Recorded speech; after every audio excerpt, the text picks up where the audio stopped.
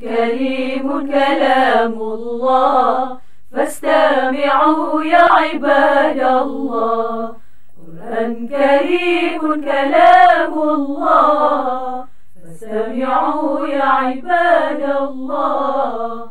وأنصتوا يرحمنا الله وأنصتوا يرحمنا الله وأنصتوا يرحمنا الله. بسم الله الرحمن الرحيم. السلام عليكم. Waalaikumsalam warahmatullahi wabarakatuh.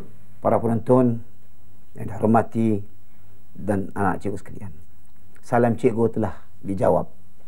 Sebenarnya adalah wajib menjawab salam, sedangkan orang beri salam adalah sunat. Kalau dapat, kita sempurnakan terus.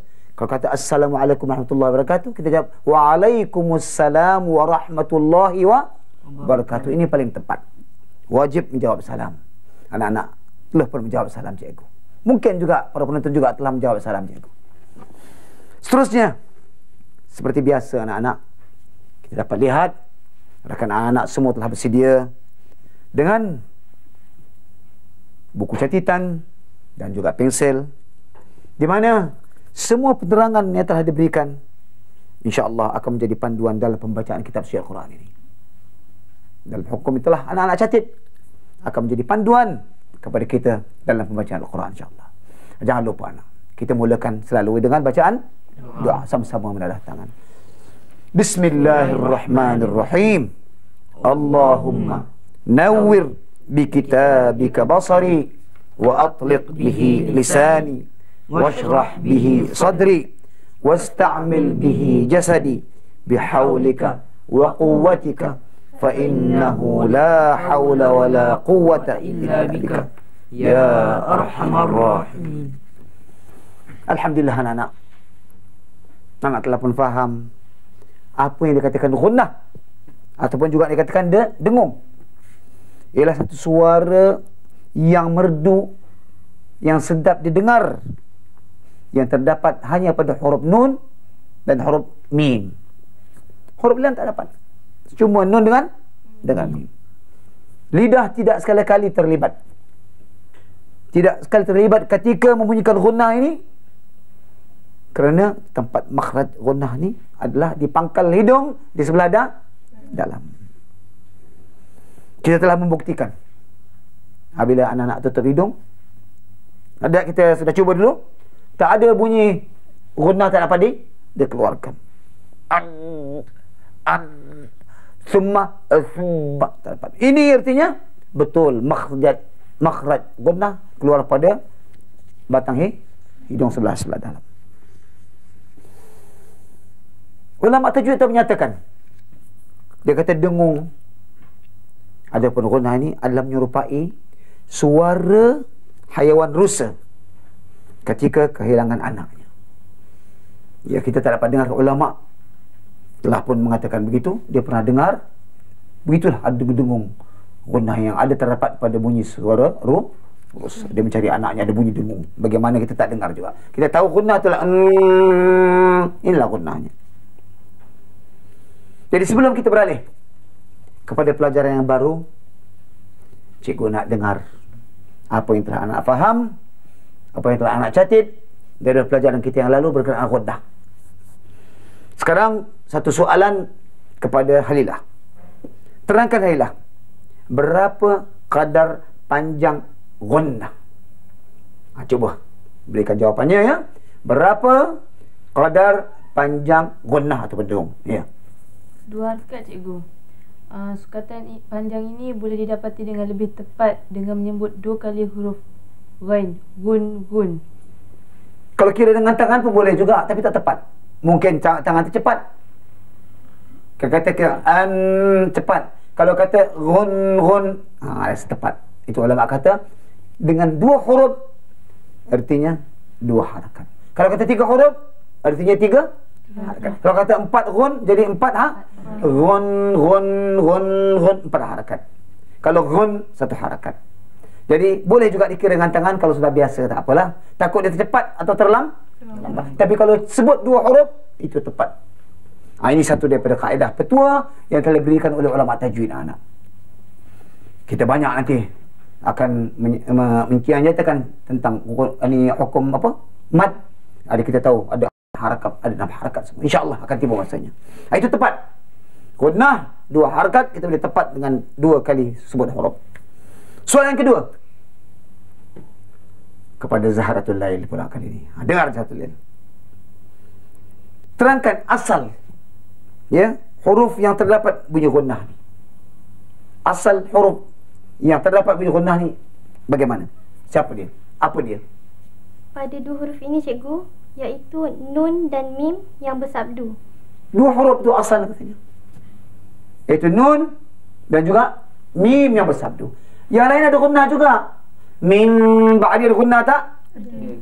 Ikhfa min syar, tapi bukan asal. Jangan tanya asal. Ada gunnah juga kan? Mim ma'in dengung juga. Tapi asal dengung iaitu 2 huruf. Nun dengan mim. Tepat jawapannya 2 huruf ini. Seterusnya kepada Suhana pula, cuba nak soal. Cuba dengar soalan ini. Terangkan hukum. Apa hukum bacaan gunnah ini? Apa hukumnya? Hukum bacaan gunnah ini adalah wajib dinyatakan gunnah dan setiap kalimah yang ada hukum gunnah. Wajib hukumnya dibunyikan dengan dengung. Kerana diturunkan Al-Quran bertajwid. Ikhfa ada gunnah, iqlab ada gunnah. Jadi kalau orang baca mim ba'di sudah menyalahi bacaan. Jadi hukumnya wajib dalam bacaan gunnah ni. Itulah sebab dia kata kita nak tahu nanti dalam kita kata lahan jali, ingat tak? Ada lahan khafi. Di sana kita belajar dulu. Ada hukumnya berdosa, haram hukumnya kalau kita tak tepatkan. Jadi hukumnya wajib. Gunnah tu mesti ada. Orang baca innal ladzina, sudah salah. Dia mesti inna, mesti thumma. Bunyi wajib adalah dengung dalam bacaan Quran. Sebab Quran tu rekam bertajwid, kita mesti baca dengan tajwid. Itu dia anak-anak soalan yang keberapa tadi? Yang kedua, ketiga tadi? Ketiga. Soalan yang keempat kepada Muhammad Amin. Dengar soalannya. Berapa martabat gunnah yang ulama Imam Syatibi sudah terangkan dulu? Berapa? Ada 3 cikgu. 3? Ya, cuba terangkan yang pertama. Yang pertama, gunnah nun atau mim yang bersabdu, termasuk idgham kamal cikgu. Kamal ke kamil? Dan kamil cikgu. Kita dah kata kamil, jangan kata kamal. Ya, idgham apa? Kamil cikgu. Kamil. Tadi apa misalnya? Thumma Lagi? inna Idgham kamil? mimma'in Lagi? min narin. Ini dia. Mana dengung, idgham kamil, semua pangkat yang pertama. Ingat anak. Ini siapa? Ulama Imam Syatibi telah menyatakan inilah pangkat yang pertama, martabat dia. Baik, martabat yang kedua, cikgu nak minta kepada Muhammad Izzat. Bagaimana? Gunnah pada idgham naqis seperti min yu'minu. Tak ada dengar mi. Kita selalu baca mai kan? Ada pernah dengar mi? Tak ada. Mai yu'minu. Cuba lagi. Man yu'minu. Ingat baik. Jangan baca mi. Tak ada mi. Mai yu'minu. Lagi yang kedua? Min walid. Miwalin. Ini jatuh pangkat ke berapa? Kedua. Yang kedua. Iaitu setiap idgham naqis. Dengung yang ada situ, dia pangkat yang kedua. Sini ada dengung tak? Mai yu'minu ada dengung. Miwalin ada dengung. Jadi inilah dia kata idgham naqis. Kita tahu idgham naqis hurufnya yu. Ya. Idgham kamil berapa hurufnya? 4. Nar. Terusnya kepada Muhammad Taha. Bagaimana martabat yang ketiga, apa dia? Ada tak martabat yang ketiga? Ada cikgu. Apa dia? Ada catat tu nak? Apa dia martabat yang ketiga? Ya. Tak ada catat? Tidak. Ikhfa iklab. Ikhfa ikhlab. Hukum ikhfa dan juga hukum Iklab. Ikhfa ikhlab kenapa? Satu hukum ikhfa dan hukum iklab. Inilah yang termasuk pangkat yang ketiga. Bagi misal, Min syai'i. min syai'in ada dengung tak? Dengungnya pangkat yang ketiga. Lagi? Min ba'di. Min ba'di iklab. Ada dengung tak? Dengan yang pangkat yang Ketiga.